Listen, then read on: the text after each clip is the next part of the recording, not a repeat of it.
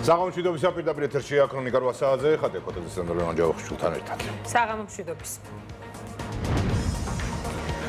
საქართველოს პრეზიდენტის ვიზიტი ჟენევაში და მაღალი დონის შეხვედრები ქრონიკა შვეიცარიიდან. ჯო უილსონის რეზოლუცია და საქართველოს დელეგაციის პროტესტი ეუთოს საპარლამენტო ასამბლეაზე. ვინ რისთვის იმუშავა ჰააგაში. 1,360,000 ტონაზე მეტი ტვირთი მხოლოდ ივნისში. ბოლო 10 წლების რეკორდი საქართველოს რკინიგზაში და შუადერეფნის მზარდი როლი. სააკაშვილის დაანონსებული რეფორმა ნაციონალურ მოძრაობაში როგორ ანაწილებს როლებს მსჯავრდებული. სიტყვის თავისუფლება, აზრის გამოხატვა და არაშეურაცხყოფა შინაგან საქმეთა სამინისტროს ახალი სამმართველოს საქმიანობის შედეგები და სასამართლო პროცესები. ეგრეთ წოდებულ ქურდულ სამყაროსთან კავშირი პოლიციამ 29 ადამიანი დააკავა.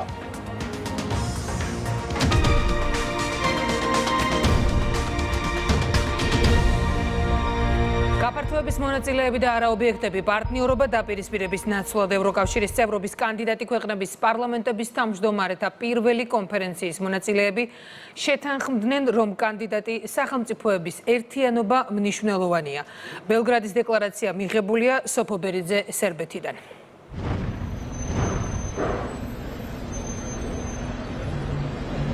ბელგრადის დეკლარაცია ხაზს უსვავს საერთაშორისო სამართლის ფუნდამენტური პრინციპების აღიარებას და იმ პროცესების მიმართ და იმ წესების მიმართ ერთგულებას, რომელიც თავდაპირველად იყო ჩადებული გაწევრების პროცესში. დღეს შემაჯამებელი კომენტარისას საქართველოს პარლამენტის თავმჯდომარემ გითხრა, რომ რაც უფრო ხშირად აქვს მას კომუნიკაცია ევროკავშირის წევრ თუ კანდიდატ სახელმწიფოებთან, მით უფრო ბუნდოვანი ხდება თუ სად არის ბრიუსელი ახლა გაფართოების პროცესში.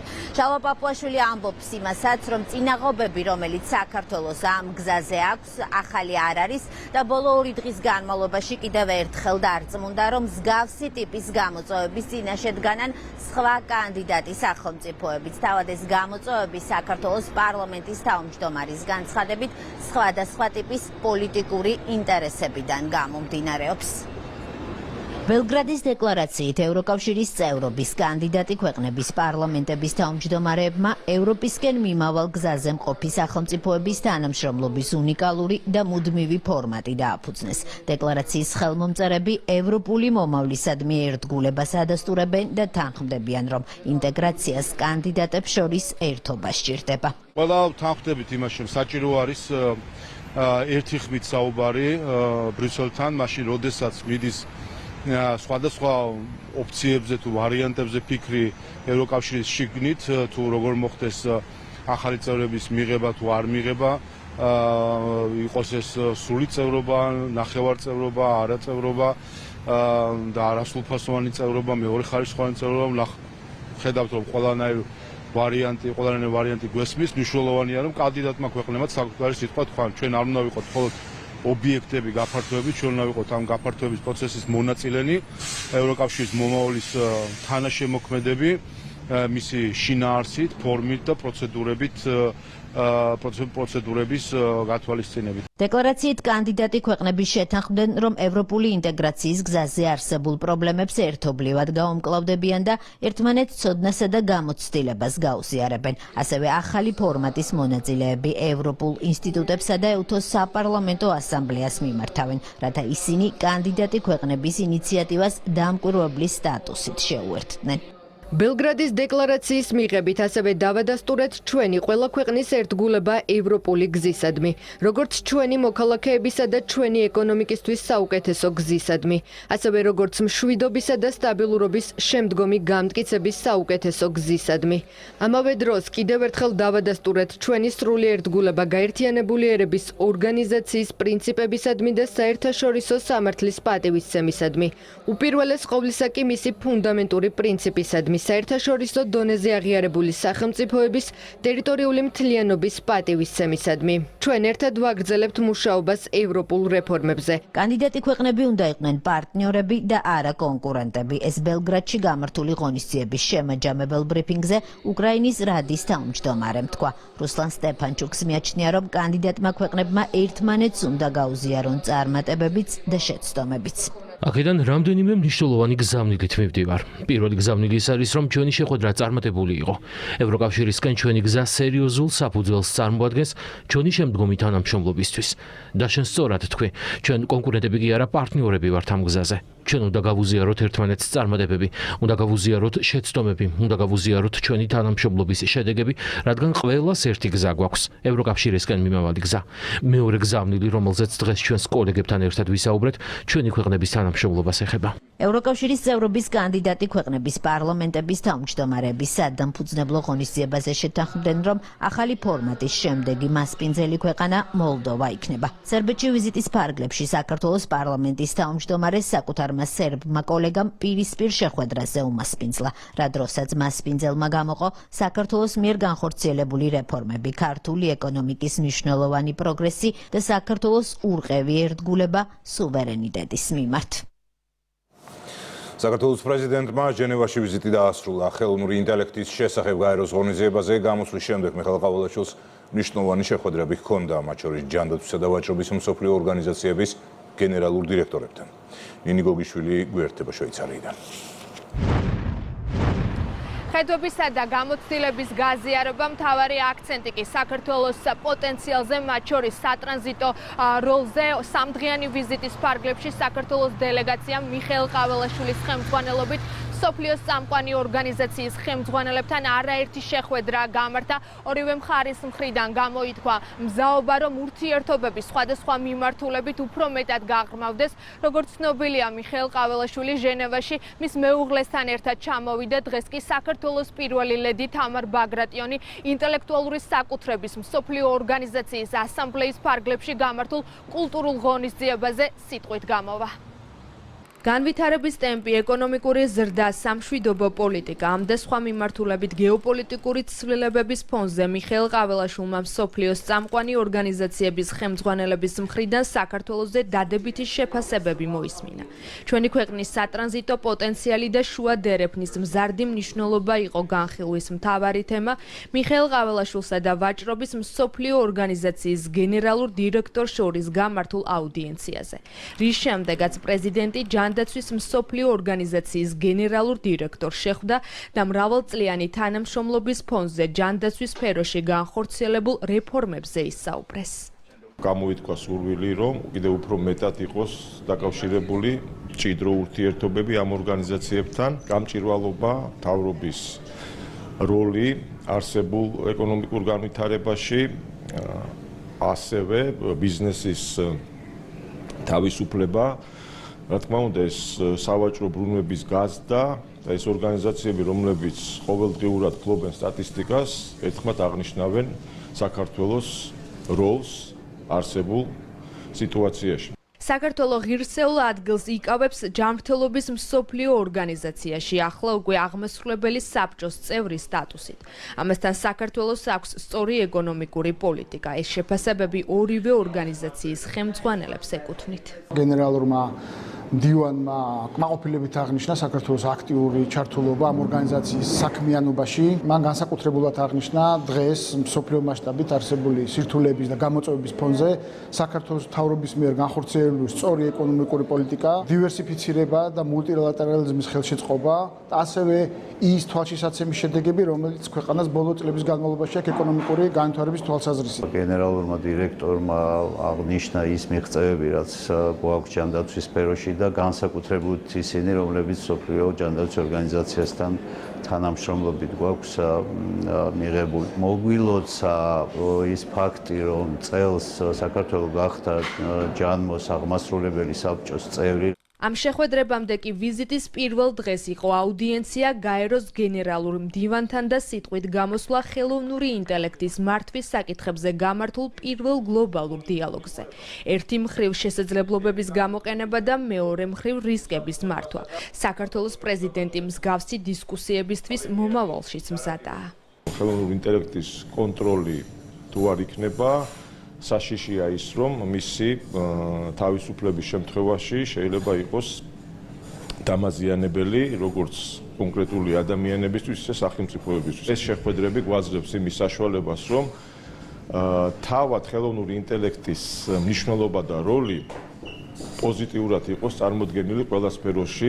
ჟენევაში გამართული ვიზიტი და წამყვანი ორგანიზაციების ლიდერების შეფასებები მიხეილ ყაველაშვილისთვის იმის მორიგი დასტურია, რომ საქართველო არაერთ სფეროში სამაგალითო ქვეყანაა. ჯო ვილსონის რეზოლუცია და საქართველოს დელეგაციის პროტესტი ჰააგაში პოლიტიკური რეალობის დამახინჯება და ფაქტების გაყალბება. ასე აფასებს საპარლამენტო დელეგაცია დოკუმენტს, რომელიც საქართველოს შესახებ ამერიკელმა კონგრესმენმა მოამზადა და მას ეუთოს საპარლამენტო ასამბლეის მხარდაჭერა აქვს. ვინ რისთვის იმუშავა ჰააგაში? მარიამ ბუღაძეა პირდაპირ ეთერში. ევროპის უშიშროებისა და თანამშრომლობის ორგანიზაცია EUTO შექმნილია იმისთვის, რომ სახელმწიფოთა შორის თანამშრომლობა გაღრმაოს და დიალოგი გააძლიეროს.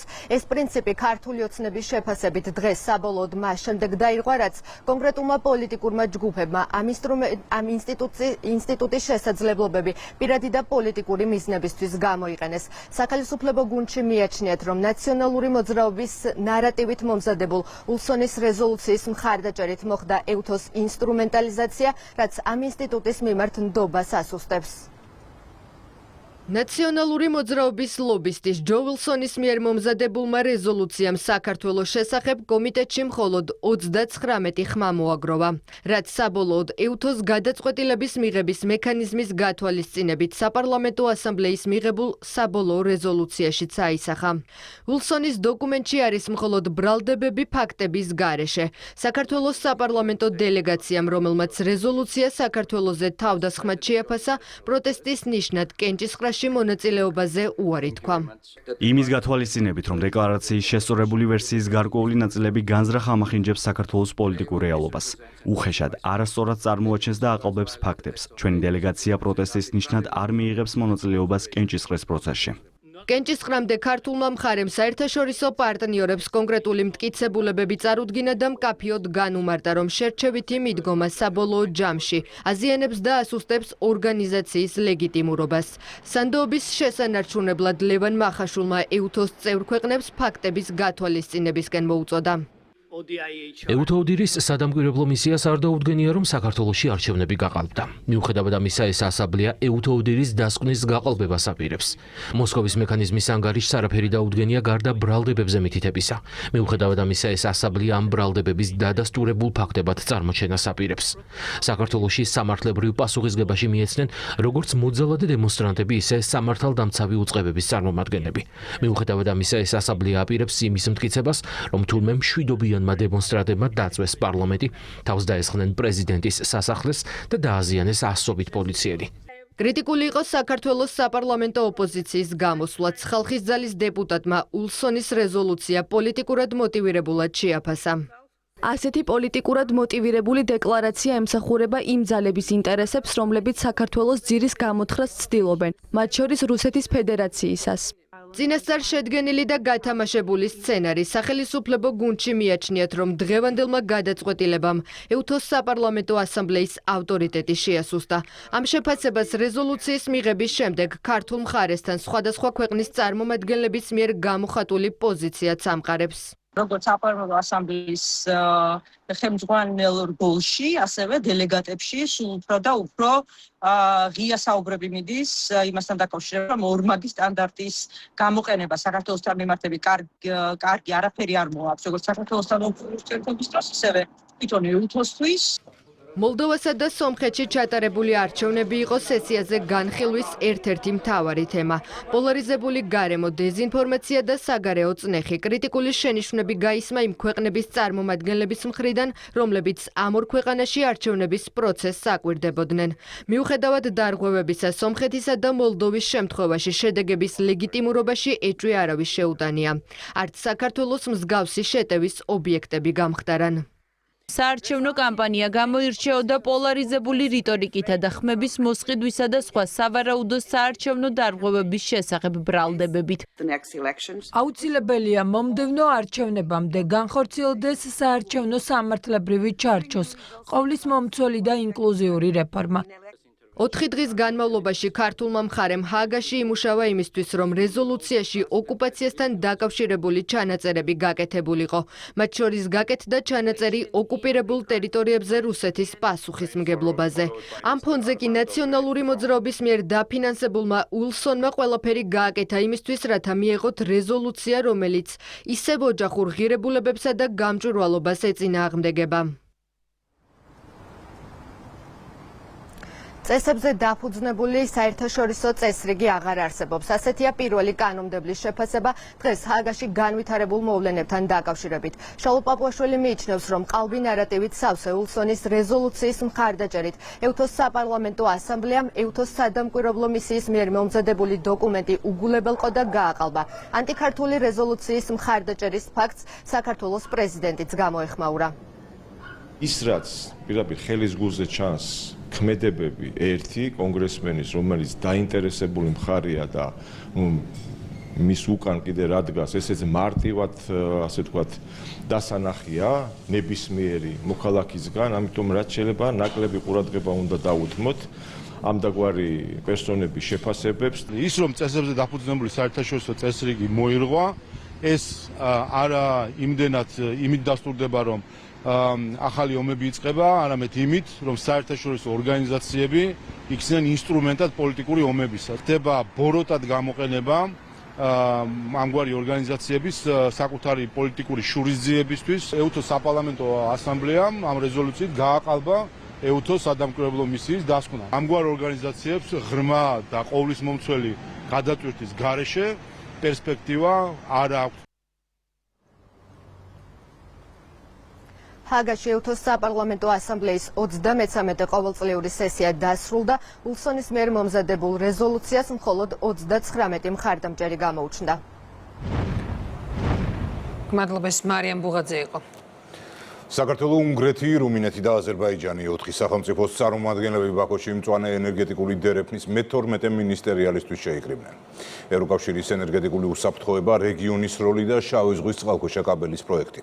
ამ საკითხების შესახებ იმსჯელეს მხარეებმა და ევროპულ ინსტიტუტებს ერთობლივი გზავნილით მიმართეს. მაკუნა აბულაძე გიამბობთ. მწვანე ენერგეტიკული დერეფანი, ანუ სტრატეგიული ინიციატივა, რომელმაც წვლილი უნდა შეიტანოს ევროკავშირის ენერგეტიკულ უსაფრთხოებასა და რეგიონულ გაძლიერებაში. რიგით მე-12 მინისტერიალს აზერბაიჯანი მასპინძლობს. ეკონომიკის მინისტრმა დღეს ბაქოში შეკრებილებს კიდევ ერთხელ უთხრა, რა საკვანძო როლი აქვს საქართველოს ამ პროექტში და რომ ჩვენი ქვეყნის ამბიცია არა მხოლოდ გეოგრაფიული მდებარეობის გამოყენება, არამედ ენერგეტიკული დამოუკიდებლობის მიღწევა. მწვანე ენერგიის დერეფანი წარმოადგენს სტრატეგიულ ინიციატივას, რომელიც გააძლიერებს რეგიონულ ენერგეტიკულ კავშირებს, ხელშეუწყობს განახლებადი ენერგიის რესურსების ინტეგრაციას და წვლილს შეიტანს რეგიონის საერთო მიზნის მიღწევაში, რომელიც სუფთა ენერგიაზე გადასვლას ითვალისწინებს. საქართველოსთვის ეს პროექტი არ არის ინფრასტრუქტურული ინიციატივა, არამედ გრძელვადიანი ინვესტიცია რეგიონული თანამშრომლობის, ენერგეტიკული უსაფრთხოებისა და მდგრადი ეკონომიკური განვითარების მიმართულებით. 4 ქვეყანა ჯერ კიდევ 4 წლის წინ შეთანხმდა, რომ ეს პროექტი არა მხოლოდ კავკასიის რეგიონისთვის, არამედ ევროპის კონტინენტისთვისაც გადამწყვეტი მნიშვნელობისაა. მეგა პროექტი, ასე უწოდებენ ინიციატივას ავტორები და ევროკავშირის ინსტიტუტებს მათივე ხელმოწერით წერილს უგზავნიან თანამშრომლობის გაგრძელების აუცილებლობის შესახებ.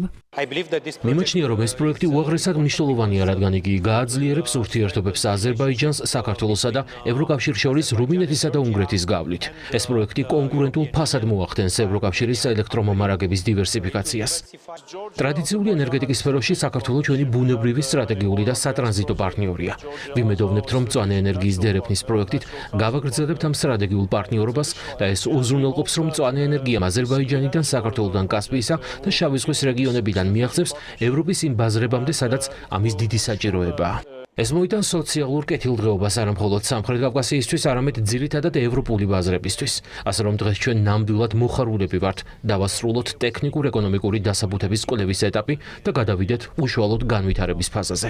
საქართველო პროექტის საკვანძო მოთამაშეა. შავი ზღვის კაბელი და ენერგეტიკული სექტორის განვითარების 10-წლიანი გეგმა კი ჩვენი ქვეყნის როლს ამ დერეფანში კიდევ უფრო ზრდის.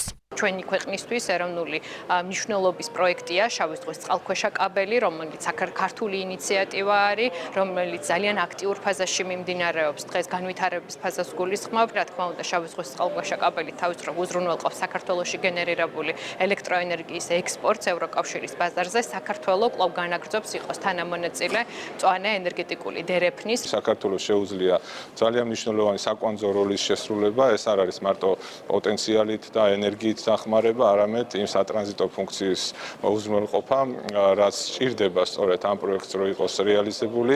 მინისტერიალის ფარგლებში ეკონომიკის მინისტრი აზერბაიჯანის ენერგეტიკის მინისტრს, უნგრეთის ეკონომიკის და ენერგეტიკის სამინისტროს სახელმწიფო მდივანსა და რუმინეთის ენერგეტიკის სამინისტროს სახელმწიფო მდივანს შეხვდა. საქართველოს რკინიგზამ მასწრეულის რეკორდი აჩვენა გაზრდილი ტვირთბრუნვა, შუა დერეფნის როლის ზრდა. ეს ფაქტები იყო მთავრობისთვის ერთ-ერთი საკვანძო საფუძველი, რომ უპრეცედენტო ინვესტიცია ჩაედო სატრანსპორტო ინფრასტრუქტურის სრულად განახლებაში. ნინი ჩუბინიძის სიუჟეტი. შუა დერეფანი სულ უფრო მეტად მკვიდრდება როგორც საიმედო, სტაბილური და კონკურენტუნარიანი სატრანსპორტო ალტერნატივა მსოფლიო რუკაზე. საქართველო კი ამ გლობალური გადაზიდვების მთავარ ცენტრად იქცევა და სწორედ ბოლო 10 წლეულის რეკორდული მაჩვენებელია. მხოლოდ ერთ თვეში, ივნისში, საქართველოს რკინიგზამ 1.360.000 ტონაზე მეტი ტვირთი გადაზიდა.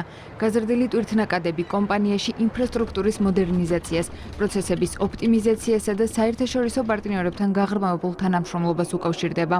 მაქსიმალურად ვცდილობთ, რომ რაც შეიძლება თითო გატარებაზე უფრო მეტი მოცულობის ტვირთი გადავზიდოთ. გამოცანა არის, რომ ნაკლები გაჩერებებით და ნაკლები შეფერხებებით მოხდეს ტვირთების გადაზიდვა. როგორც ხედავთ, უკვე რეკორდი გავაკეთეთ ბოლო 10 წლების განმავლობაში და ეს ვფიქრობ, რომ გაგრძელდება და ჩვენ ეს წელი გვექნება გაცილებით უკეთესი ვიდრე გასული წლები. რკინიგზის განვითარება პირდაპირ აისახება ქვეყნის ეკონომიკურ სიძლიერეზე. სახელმწიფო სექტორისთვის უპრეცედენტო 1 მილიარდი ლარის ინვესტიცია სავაგონო და სალოკომოტივო პარკის სრულ განახლებას მოხმარდება. ეს კი ქვეყნის ეკონომიკურ პოტენციალს სრულიად ახალ საფეხურზე აიყვანს. გამოვაცხადეთ ჩვენი გადაწყვეტილება ანაკლის წყალწყლოვანი ნავსადგურის განვითარებასთან დაკავშირებით. ჩვენ გვქონდა 10 წლიანი ხედვის წარდგენა საქართველოს რკინიგზის ისტორიულ განახლებასთან დაკავშირებით და შესაბამისად სწორედ ეს ორივე კომპონენტი გვაძლევს იმის თქვენ საშუალებას, რომ შუა დერეფანში ჩვენ ვართ სანდო პარტნიორი და შესაბამისად ჩვენ ვართ მზად იმისათვის, რომ დავხვდეთ გაორმაგებულ ტვირთებს. რკინიგზის ეფექტიანობა და სერვისების გაციფრულება პირდაპირ სიგნალია ბიზნესისთვის. შემცირებული დრო და გაზრდილი გამტარუნარიანობა ქართულ და საერთაშორისო კომპანიებს ახალ კონკურენტუნარიან შესაძლებლობებს უხსნის. აქამდე ჩვენ საუბრობდით, რომ შუა დერეფნის მიმართ ინტერესი არის მზადი, რომ პოტენციალი არსებობს ლოგისტიკური ხაბათ ქვეყნის წარმოჩენის და დღეს ჩვენ უკვე ვსაუბრობთ არა როგორც პოტენციალზე, არამედ როგორც რეალურ ეკონომიკურ შედეგზე. და მნიშვნელოვანია, რომ ეს არ იყოს რაღაც გაყენებული ერთი თვის შედეგი, არამედ მზადი დინამიკა დაფიქსირდეს და გაგრძელდეს. მილიარდიანი ინვესტიცია რკინიგზის მოდერნიზაცია და ბიზნესის მხარდაჭერა შუა დერეფანს გლობალურ ალტერნატივად აქცევს. საქართველო კი ამ პროცესში ევროპასა და აზიას შორის დამაკავშირებელ გზასთან ერთად მთავარი სტრატეგიული მოთამაშე ხდება. სიტყვის თავისუფლება აზრის გამოხატვაა და არა შეურაცხყოფა. შინაგან საქმეთა სამინისტროს ახალი სამმართველო სამოქმედების შემდეგ სოციალურ ქსელში გინების და ბულინგისთვის მოქალაქეებს სოლიდური ჯარიმების გადახდა უწევთ. კანონი ყველასთვის ერთია, თუმცა ახალი უწყება სამართალ დამრღვევთა სოციალურ მდგომარეობასაც ითვალისწინებს. სასამართლომ ორ სხვადასხვა საქმეზე ფულადი სანქციის ნაცვლად სიტყვიერი შენიშვნა გამოიყენა. მარიამ ქართველიშვილის სიუჟეტი. ადვოკატის შეურაცხყოფა, აღიარება, მონანიება და სიტყვიერი შენიშვნა. Facebook მომხმარებელმა იმედა ქათამაძემ ადვოკატ ირინე ფერაძეს შეურაცხყოფა მიაყენა. სამართალდარღვევაზე რეაგირებისთვის ფერაძემ შინაგან საქმეთა სამინისტროს მიმართა. ადმინისტრაციული სამართალდარღვევის ოქმი შედგა და საქმე სასამართლომ განიხილა. ქათამაძის სოციალური მდგომარეობა სიძულვილი სენის წინააღმდეგ ბრძოლის სამართლომ გაითვალისწინა და სანქციის სახით ჯარიმა არ მოუთხოვია. ბატონმა იმედა აღიარა მის მიერ ადმინისტრაციული სამართალდარღვევის შადენის ფაქტი, მოინანია რა თქმა უნდა. ხარემ წარმოადგინა მტკიცებულება, რომელიც დაერთო საქმის მასალებს, სოციალურად დაუცველი იყო აღნიშნული პიროვნება, ფაქტობრივი გარემოებები არ ყოფილა სადაო, სასამართლომ შეაფასა აღნიშნული. სოციალურ ქსელში პოლიტიკოს აგინა აქტივისტმა გიორგი ახობაძემ სასამართლოში თავად არ გამოცხადდა. მისმა უფლებადამცველმა დაადასტურა, რომ შეურაცხყოფის ავტორი ახობაძეა. აქტივისტს სანქციის სახით 3000 ლარი ჯარიმის გადახდა მოუწევს. გიორგი ახობაძის სამართალდარღვევის საქმეზე ორი სამართალდარღვევის ოქმი გაერთიანდა. ამ შემთხვევაში სიტყვიერი შეურაცხყოფა იქნა მიყენებული ვატო შაქარაშვილისათვის, გიორგი ჭურღულიასათვის, დავით ზარდიაშვილისათვის. 1500 ლარით დაჯარიმდა ინა დადუნაშვილი. მან მოქალაქეს თენგის ჭანტურიძეს მისთვის მიუღებელი აზრის გამო შეურაცხყოფელი სიტყვებით მიმართა. სავარაუდო სამართალდარღვევის საქმის განხილვაზე თელავში არ გამოცხადა ალექსი კენჭაშვილი. მან პოლიტიკოსის ოჯახის მიმართ მძიმე შეურაცხყოფელი კომენტარი საჯაროდ დაწერა. დაიდენტიფიცირდა კონკრეტული პიროვნება, დაიწყო ადმინისტრაციული წარმოება და საქმის მასალები განშედობის წესების დაცვით გადმოეგზავნა თელავის რაიონულ სასამართლოში. კინორეჟისორის შეურაცხყოფა ტარიელ ქავთარაძეს 500 ლარი დაუჯდა. გადაწყვეტილება ასპინძის რაიონულმა სასამართლომ გამოაცხადა. წარმოდგენილი მტკიცებულებების უტყუარობა დადასტურდა. ამავე სასამართლომ განიხილა მაყვალა დავითაძის ადმინისტრაციული სამართალდარღვევის ოქმი. დავითაძემ ადვოკატ ირინე ფერაძეს შეურაცხყოფა მიაყენა, მას სიტყვიერი შენიშვნა მისცეს.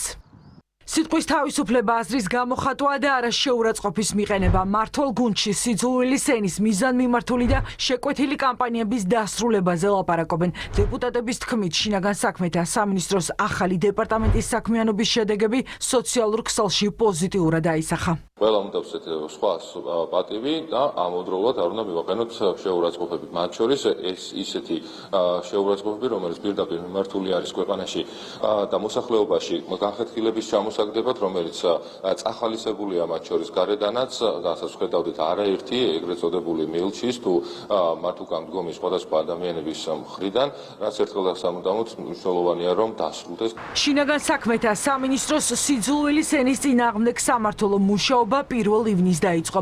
ახალი სამმართველო რეაგირებს როგორც რიგით მოქალაქეების, ფიზიკური პირების, ისე სამართალდამცავი უწყების თანამშრომლების, საჯარო მოხელეების და პოლიტიკოსების შეურაცხყოფაზე. კავშირი ეგრეთ წოდებულ ქურდულ სამყაროსთან ამ ბრალდებით პოლიციამ 30-მდე ადამიანი დააკავა, კიდევ 3 ბრალი დაუსწრებელს წარუდგინა. გამოძიების ინფორმაციით საქმეში ეგრეთ წოდებული კანონიერი ქურდი ბესიკ ჯაფარიძეს ფიგურირებს. ბრალი დამტკიცების შემთხვევაში დაკავებულებს 15 წლამდე პატიმრობა ემუქრებათ. ანა ბერძენიშვილი გიამბობთ.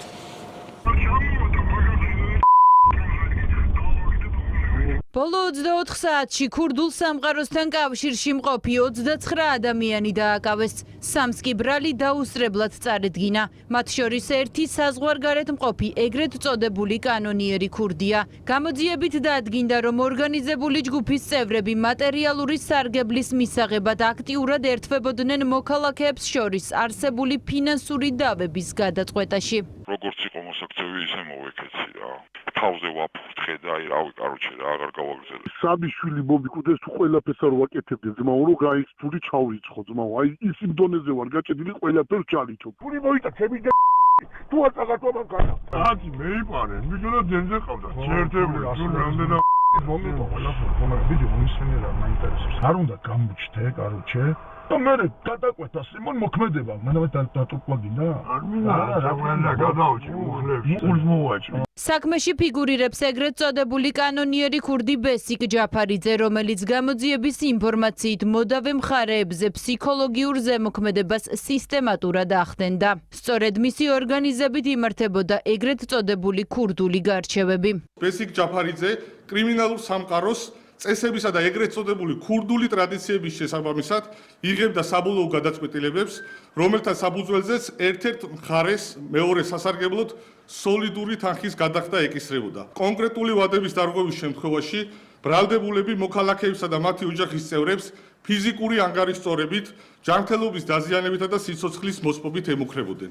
ამოღებულია ბრალდებულების მობილური ტელეფონები და კომპიუტერული ტექნიკა, ასევე საქმეში დევს უკანონოდ შეძენილი სხვადასხვა ცეცხლსასროლი იარაღი და საბრძოლო მასალა. შინაგან საქმეთა სამინისტრო მოქალაქეებს აფრთხილებს მსგავს სქემაში მონაწილე პირები კანონის სრული სიმკაცრით დაისჯებიან. საქართველოს შინაგან საქმეთა სამინისტროსთვის ერთ-ერთ უმთავრეს პრიორიტეტს წარმოადგენს ორგანიზებულ დანაშაულთან, მათ შორის ეგრეთ წოდებულ ქურდულ სამყაროსთან დაკავშირებული დანაშაულებრივი საქმიანობის წინააღმდეგ ბრძოლა და ნებისმიერი პირი, რომელიც რაიმე ფორმით ჩართული იქნება აღნიშნული დანაშაულებრივ სქემაში, კანონის სრული სიმკაცრით იქნება დასჯილი.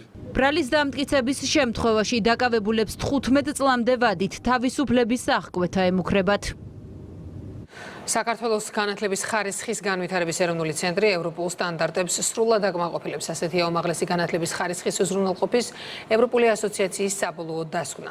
საქართველოს ევროპული უმაღლესი განათლების სივრცეში სრულუფლებიან წევრობას იბრუნებს. მარიამ ჯამასპიშვილის რეპორტაჟი. ევროპული სტანდარტების სრული შესაბამისობა და ორი მიმართულებით აღიარებული საუკეთესო პრაქტიკა. ასეთია უმაღლესი განათლების ხარისხის უზრუნველყოფის ევროპული ასოციაციის საბოლოო დასკვნა საქართველოს განათლების ხარისხის განვითარების ეროვნული ცენტრის შესახებ. საუკეთესო პრაქტიკად მიიჩნიეს ცენტრის მიერ ყოველწლიური საერთაშორისო კონფერენციების ორგანიზება, ასევე ავტორიზაციისა და აკრედიტაციის საბჭოს წევრებისთვის ეთიკის კოდექსის შემუშავება. უპირველესად ჩვენ სტუდენტებს საშუალება ექნებათ სრულად მოახდინონ ასვლა სინქრონიზაცია ევროპულ უნივერსიტეტებთან. ეროვნული ცენტრის მიერ გატარებული ცვლილებები მიზნად ისახავდა ხარისხის უზრუნველყოფის სისტემისა და ცენტრის საქმიანობის ევროპულ სტანდარტებთან სრულ ჰარმონიზაციას. შეფასების შედეგად დადასტურებული შესაბამისობა საერთაშორისო ექსპერტების საბოლოო დასკვნაშია წარმოდგენილი. შეფასება არის იმ დიდი შრომის შედეგი, რომელიც გაწია განათლების ხარისხის განვითარების ეროვნულმა ცენტრმა. გვარად შეუძლებელი იყო ამ მოკლე დროში ყველა იმ რეკომენდაციის გათვალისწინება. ეს იყო ფოკუსირებული შეფასება, სადაც აღნიშნულია სიღრმისეული ცვლილებები, რომ თანხმედრაში მოსულიყო საქართველოს უმაღლესი განათლების ხარისხის მექანიზმები, როგორც აღნიშნე ევროპულ მექანიზმებთან. ევროპული ასოციაციის საბოლოო დასკვნა და ვალიდაციის კომიტეტის გადაწყვეტილება უახლოეს პერიოდში უმაღლესი განათლების ხარისხის უზრუნველყოფის ევროპულ რეესტრს წარედგინება. დაიწყება ცენტრის რეგისტრაციის აღდგენის პროცესი. საქართველო კვლავ სრულუფლებიანი წევრი იქნება და ევროპული უმაღლესი განათლების სივრცეში იმავე ხარისხის უზრუნველყოფის მექანიზმებით იმოქმედებს, როგორც სხვა წევრი ქვეყნები. გადაწყვეტილება დაედება საფუძვლად მიმართვას, რომელიც ხარისხის განვითარების ეროვნული ცენტრის მიერ უახლოეს დღეებში წარდგენილი იქნება უმაღლესი განათლების ხარისხის უზრუნველყოფის ევროპული რეესტრის მიმართ, რომლის საფუძველზეც მიმდინარე წლის შემოდგომაზე უნდა იქნას მიღებული გადაწყვეტილება და საქართველოს აღუდგეს სამართლიანად სტატუსი. ევროპული ასოციაციის მიერ მიღებული დასკვნა მორიგი დასტურია განათლების სისტემაში წარმატებული რეფორმების შედეგის. ინფრასტრუქტურული პროექტების პარალელურად ქვეყანაში კვალიფიციურ კადრებზე მოთხოვნილება იზრდება. ინფრასტრუქტურის სამინისტროს ინიციატივით სახელმწიფო სამშენებლო ბიზნესი და პროფესიული კოლეჯები ერთობლივ თანამშრომლობაზე შეთანხმდნენ. გეგმა ორმხრივად მომგებიანია, თამარ ჩიკვატიაგი ამბობს. საქართველოში ინფრასტრუქტურული პროექტების მშენებლობის ტემპი და მასშტაბი დღითი დღე იზრდება. შესაბამისად იზრდება მოთხოვნილება პროფესიონალ კადრებზე. სწორედ ამიტომ ინფრასტრუქტურის სამინისტროს ინიციატივით ერთმაგიდასთან შეიკრიბნენ სამინისტროების ბიზნესისა და პროფესიული სასწავლებლების წარმომადგენლები, იმისთვის რომ ამ გამოწვევას ერთობლივი თანამშრომლობით უპასუხონ. ჩვენი მიზანი იყო ზუსტად ის, რომ ერთმანეთთან დაგვეკავშირებინა ბიზნესი და ეს სასწავლებლები, რადგანაც ბიზნესმა აქტიურად დაიწყოს გამოყენება იმ რესურსის, რაც დღეს საქართველოში არსებობს, მთავრობის მიერ არის უზრუნველყოფილი. შეხვედრა ცნობიერების ამაღლების კუთხითაც ეფექტური აღმოჩნდა. დისკუსიებში გადაიზარდა აი ამ ფართო შეხვედრამ, სადაც უკვე კერძოდ მოხდა სხვადასხვა კოლეჯებთან პირადად გასაუბრება სხვადასხვა კომპანიების წარმომადგენლების.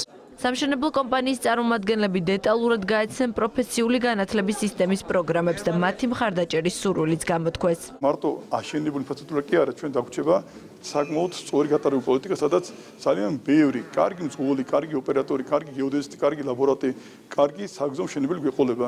მთავრობის დროული გადაწყვეტილება, რომელიც ორ მთავარ პრობლემას ერთდროულად აგვარებს. სამშენებლო სექტორი მიიღებს კვალიფიციურ მუშახელს, ხოლო ახალგაზრდები კარგად ანაზღაურებად სამსახურს სამშენებლო სფეროში. აქ გამოწვევა გახლავთ არა ხარისზე, არამედ რაოდენობაზე, გაცილებით მეტი კადრი ჭირდება ბიზნესს, საუბარი ამას ეხებოდა დღეს და მე ვფიქრობ ბიზნესმა გამოთქვა სურვილი, რომ ისინი აქტიურად ჩაერთონ კოლეჯებთან ერთად ამ პრობლემის აღმოფხვრაში. ჩვენ გავაცანით ბიზნესის წარმომადგენლებს ის ბენეფიტები, რომლებსაც პროფესიული განათლება სთავაზობ და უპირველეს ყოვლისა ეს გახლავთ ძალიან მოკლე ვადაში, დაახლოებით საუბარი არის 5-6 თვეში ბაზარზე მორგებული მაღალპროფესიონალი კვალიფიციური კადრების მომზადება. განათლებისა და მშენებლობის სექტორის პარტნიორობა განსაკუთრებულად მნიშვნელოვანია ახლა, როდესაც სამინისტრო გზების მოვლისთვის ახალ სახელმწიფო კომპანიას ქმნის. ეს სიახლე ბაზარზე ასობით ახალ სამუშაო ადგილს შექმნის.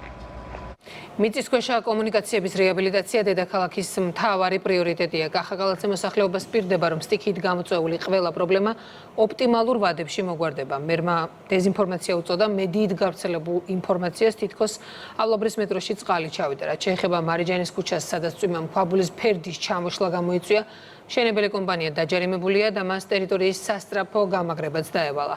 მაკოლ ორთქიფანიძის რეპორტაჟი.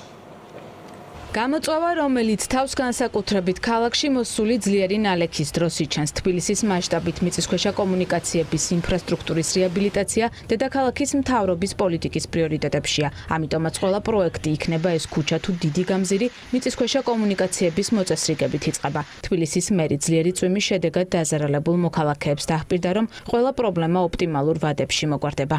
არის ორი პრობლემა. ერთი, როდესაც ხდება სანიაღვრეების ამოვსება, ჩამოგლეჯილი ხისტოტებით, ფოთლებით და ზოგადად სანიაღვრე ქსელების არ არსებობა ან მოძველება. მაქსიმალურად ხდება იმ რესურსების განაწილება, ასევე დაგეგმვა ცხაურების გვერდიმღერების დამატება ისეთ ქუჩებზე, სადაც პრობლემის მოგვარება შეიძლება მეტნაკლებად.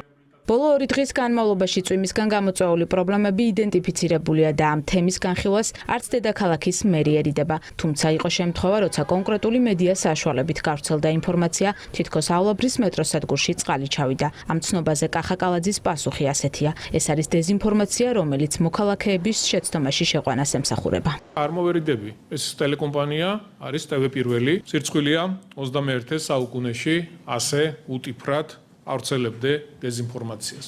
კომპანია, რომელიც მარიჯანის ქუჩაზე ცენტრპოინტის მიერ დაზარალებული ოჯახებისთვის განკუთვნილ ერთ-ერთ ობიექტზე მუშაობს, დაჯარიმდა და ფერდის გამაგრება დაევალა. სამუშაო ექსპერტიზის დასკვნის საფუძველზე შესრულდება. რაც შეეხება მოქალაქეებს, რომლებიც სამშენებლო ობიექტთან ახლოს ცხოვრობენ, საფრთხე არ ემუქრებათ. ქვაბულის ფერდის ჩამოშლა 2 დღის წინ ძლიერმა წვიმამ გამოიწვია. სპეკულაციები ჩვენ მოვისმენთ იმასთან დაკავშირებით, რომ თითქოს აღნიშნულ კომპანიას არ ეძლევა ფართების გაყიდვის შესაძლებლობა არ ეძლევათ, რომ პირველ რიგში დაგიცვათ თქვენ, დაზარალებული მოსახლეობა აღნიშნულმა კომპანიამ Nextdoor-მა პირველ რიგში თქვენ უნდა დაგაკმაყოფილოთ. უსაფრთხოების ღობით შემოღობეთ პერიმეტრი, პირველადი დასკვნით იმ ღამესვე ქონდა ინფორმაცია, რომ ამ კორპუსში ცხოვრება საფრთხემსხველი არ იყო.